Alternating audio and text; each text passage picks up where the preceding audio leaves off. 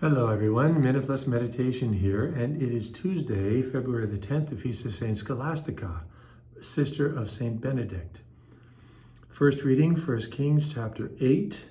He said, Solomon, he said, O Lord God of Israel, there is no God like you in heaven above or on earth beneath, keeping covenant and steadfast love for your servants who walk before you with all their heart. And it's a beautiful prayer that Solomon offers to the Lord because he's blessed the temple. They've offered the sacrifice, or they offer sacrifice. God, the Shekinah descended upon the temple. So a beautiful prayer. And we should really sit with these prayers and make them our own in our prayer.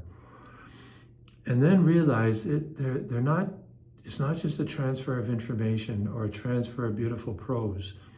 It's meant to lead us to be men and women of prayer, which then prayer is always meant for action. Prayer is not meant it's to keep us in our rooms or in our chapels or just doing what we want to do. But it's meant like, how is this calling me to serve? How is this calling me to be for others? We need to take care of ourselves. That's all taken into account. But we can be very generous and we can be very selfish, right? We need to identify it and fight against it. So these beautiful prayers, it is a transfer of information, but more it's a transformation. We want that transformation to work in us, leading us to serve others.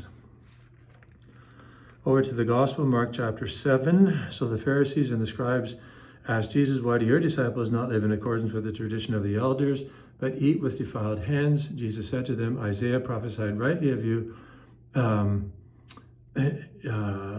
hypocrites, as it is written, this people honors me with their lips, but their hearts are far from me.